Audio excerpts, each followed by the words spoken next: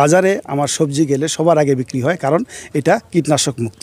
তার এই উদ্যোগকে আমরা স্বাগত জানাই। আগামীকাল সেখানে ক্রপ কাটিং করে দেখব যে ফলন আমরা কেমন পাচ্ছি। জানেন যে আমরা আসলে বিষ মুক্ত এবং নিরাপদ সবজি বা ফসল উৎপাদন করতে চাই। অণুজীব সারের প্রকল্প উদ্বোধন করলো ঠাকুরিয়া ডিডি স্যার এবং টেকসই কৃষির দিনাজপুর অঞ্চলের পিডি স্যার, ওনারা উদ্বোধন করলো। এবং আমার এই অণুজীব সার আমরা যেসব তৈরি করি এগুলি দিয়ে আমরা নিরাপদ ফসল অর্থাৎ রাসায়নিক মুক্ত ফসল উৎপাদন করতে পারি।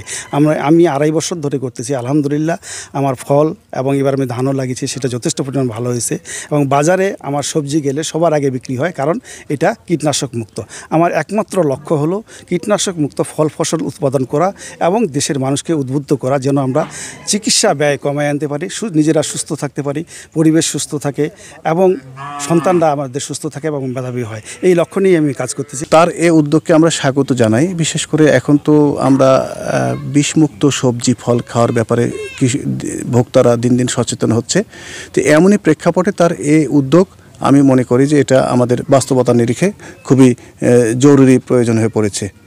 তো আমাদের কৃষি সম্প্রসারণ অধিদপ্তর আমরা কর্মকর্তা যারা রয়েছেন তারা প্রতিনিয়তই তার সাথে যোগাযোগ রাখছেন এবং এ বিষয়ে বিভিন্ন টেকনিক্যাল কারিগরি পরামর্শ যেগুলো প্রয়োজন আমরা দিচ্ছি।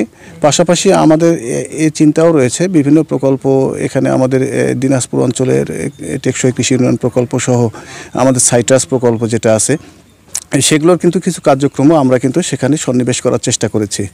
তো আমাদের আজহারুল সাহেব যেহেতু তার উৎসাহ উদ্দীপনা আগ্রহ রয়েছে, আমরা তাকে বিভিন্ন উদ্যোক্তা প্রশিক্ষণ এবং আরও বড় বড় যে সমস্ত সুযোগ রয়েছে আমরা সেগুলোতেও তাকে পাঠানোর চেষ্টা করছি। আজহার ইসলামের যে কার্যক্রম চলমান রয়েছে, যে অর্গানিক পদ্ধতিতে চাষাবাদ করা সম্ভব, তিনি আমাদেরকে আজকে একেবারে হাতে কলমে থেকে শুরু করে একেবারে চোখে সম্পূর্ণ দেখিয়ে দিলেন। মাঠেও আমরা দেখলাম দানাদার ফসলেও উনি ব্যবহার করেছেন, ধান উৎপাদন করছেন।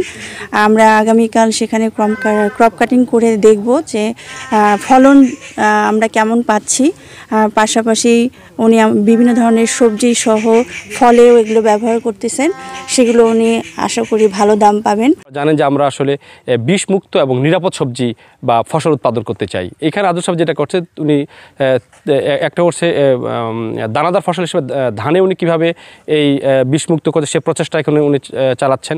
সেই সাথে ফলের ক্ষেত্রে উনি কীভাবে এটা আমরা আসলে এই বিষমুক্ত করতে চাই, বিষমুক্তের সাথে কীভাবে নিরাপদ করতে পারি সেই প্রচেষ্টা উনি চালাচ্ছেন। এবং ওনার প্রচেষ্টার অন্যতম দিক হলো যে আমরা যে বলি আসলে জৈব পদ্ধতি বা জৈব বালানাশক ব্যবহার করে আমরা কীভাবে এটা ডেভেলপ করতে পারি। তার অনেকগুলো প্রযুক্তি এখানে আছে, যে প্রযুক্তিগুলো আসলে আমরা দানাদার ফসল, তারপর তেল ফসল, তারপর ফল সব জায়গায় ব্যবহার করতে পারি। এবং এই ব্যবহার করার জন্য ওনার যে ঐকান্তিক প্রচেষ্টা, ওনার যে আজকে এই ফার্মে আমরা ভিজিট করলাম, সেখানে যেটা দেখতে পেলাম আসলে এটি সফল হওয়া সম্ভব যদি আমরা সকল যারা আমরা আসলে ছাদ বাগান করি বা যারা বিভিন্ন ফসল করি, ওনার এখান থেকে যদি আমরা সেই জৈব উপকরণগুলো নিয়ে যদি আমরা আবাদ করি, তাহলে আমরা একটা ভালো আমরা যেটা বলছি যে আবার জৈব বালানাশকের মাধ্যমে আমরা বিষমুক্ত বা নিরাপদ ফসল উৎপাদন করার যে প্রচেষ্টা, সেটা আমরা সফল হব।